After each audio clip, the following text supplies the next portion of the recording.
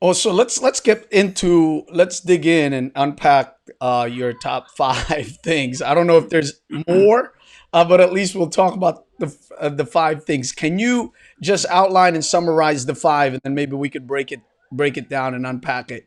So go ahead. Yeah. Okay. So the five that I have, number one, avoid being colorblind.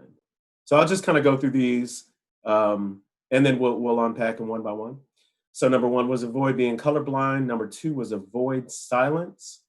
Number three, avoid romanticizing MLK and the events of the 1960s. Number four was avoid condemning riots when possible. Number five was avoid whataboutisms. And I did add a few more. We'll talk about that maybe towards the maybe end. maybe we'll add that at the end of this. But let's talk about avoid being colorblind.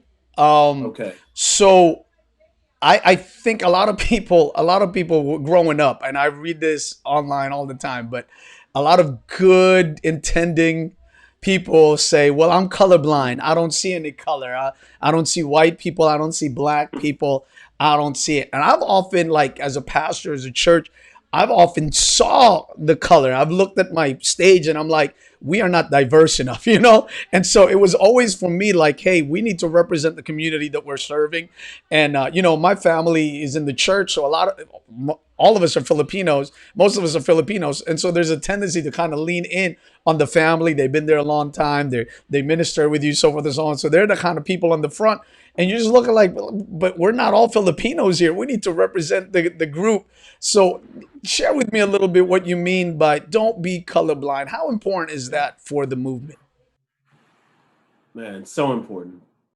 Name one other area in life where you can be colorblind. Now, if you're born colorblind, I apologize, but you don't have the option to be colorblind.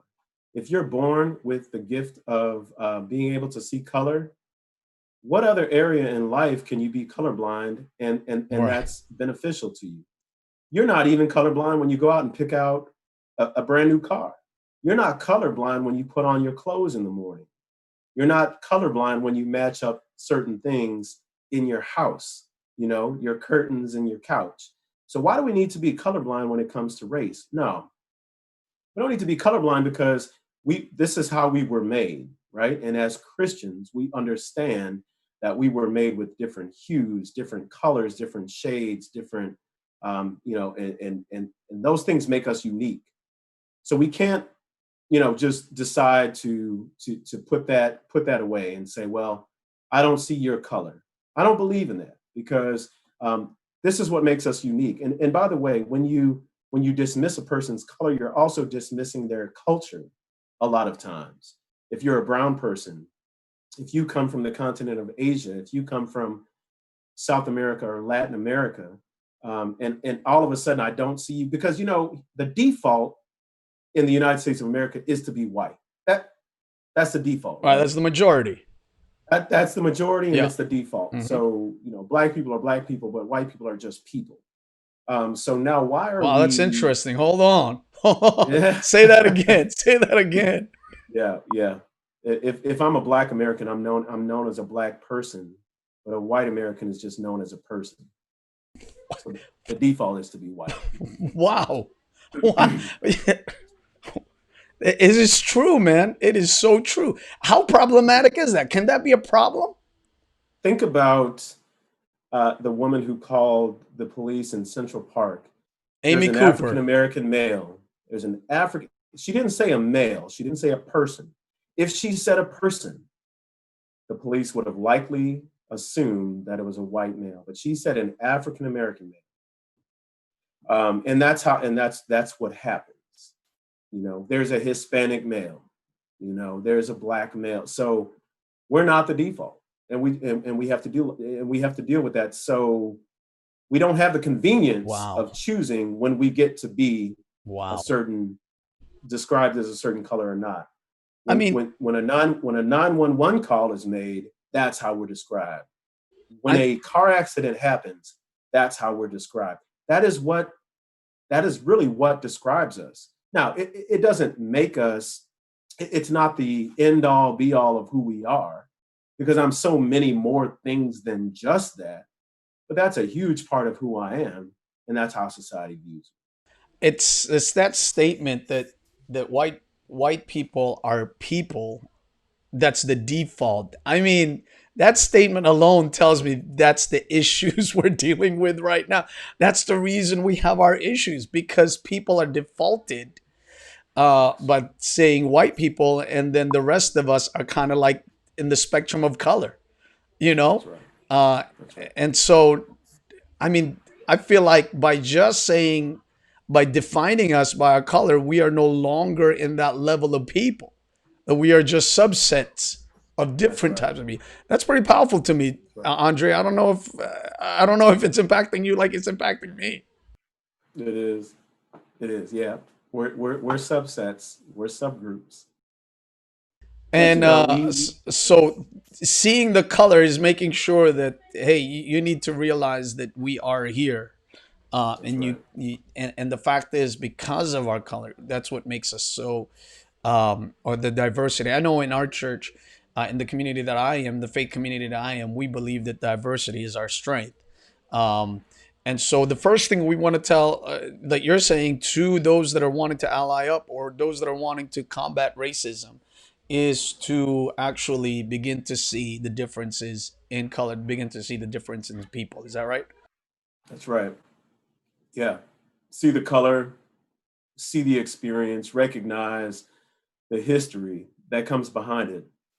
And it doesn't mean that we have to let that be something that holds us down, but we do have to recognize that certain things have taken place in our history, and that's contributed to where we are today. So let me ask you a Um, question, yeah, if I may. Is there a danger in not seeing color? I believe so. I believe there is a danger in not seeing color because, again, we don't get to pick and choose. If we don't recognize that if we don't define it, right, then someone else will define it for us. So we have to name it. We have to name it and we have to define it ourselves, or else someone will for us. And that's what took place for so long. For so many years, people told us what we are. Once upon a time it was Negro. Once upon a time it was colored. So if we can name what we are and who we are, then we have power in that. And what would you want the community, the non-black community, to define, or what color, if that's the sense I'm saying? Hmm. If I'm talking to somebody who's black, Hmm. what does that, do not be colorblind? What does that mean for me if I'm talking to somebody who's black? Because to me, Yeah. I think So I think just I think from what I'm hearing you, for me, it's like, know that, there are different cultures, or maybe race right, differently. That the music we listen to may be different than yours, right, and don't right. let that go in between us. Is that what's happening? That's right. That's right. That's right. So culture, ethnicity, language, dialect, um, and there's a lot of psychology behind this, and I can't get into it, and I'm probably not versed enough to get into all of it. But I can tell you that certain cultures bring in different experiences, and how we even not only how we interact with each other, how we speak with each other, how we respond to certain things. So, as I told you, I spent a lot of time, in the classroom, as a teacher, and also as a school administrator. And what I can tell you is that often certain perceptions of, depending on who you are, or what kind of culture background you come from, can be perceived in a negative way from the school teacher or from school administration. So let's just say aggressiveness, right? What may be perceived in a Black household as just being energetic, or maybe just speaking with a certain volume, Yeah. might be perceived as aggressive. And Mm, that's why I have this whole professional development behind cultural sensitivity, because when we don't understand yeah. how certain cultures respond in different ways, then we'll default to the negative. oh, that person's being aggressive. No, they're not being aggressive. This is what happens in this household, in this culture.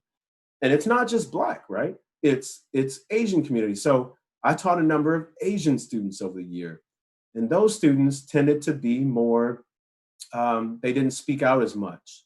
Right. You Yeah. could almost perceive that on the other end. You could almost perceive that as, oh, well, they don't want to participate. Right. Right. Yeah. That's not the case at all. It's not that they don't want to participate. It's that that's what their cultural influence tells them, is that they don't, they don't often speak until spoken to. And then even then, it's going to take a little bit more push. So when we recognize color, culture, diversity, ethnicity, language, dialect, then we start to understand how we respond in certain ways to certain things. Man, I could stay in this topic. I got some things. You're bringing in stuff that are luggage languages to me, like luggages are coming out of your mouth, and I'm like, I want to unpack them, but I know. we only have I 30 know. or so more minutes, I so and we know. got four more things to cover. Because there's just I hear Maritza just put. I want to show you what she said here. She said, yes, Andre, I'm Puerto Rican and I've always been told I'm too loud. And sometimes we could like look at people and be like, wow, these people are so weird. And it's not. It's just that's who we are as people, right? That's the Yeah. diversity. That's what makes us Yeah. great. Who gets to define, Maritza, who gets to define you as being too loud? So we have to go back into who's making that definition, right? Dude, that's just so great. Oh Unfortunately, my goodness. unfortunately, it has been the majority who has created that definition. And be that as it may, it's time to start changing that narrative. You're not too loud. That's perfectly acceptable in your culture. It's perfectly acceptable in my culture. So far be it from anybody to say, I'm to this or I'm to that. This is who I am, and I implore you to recognize You know what?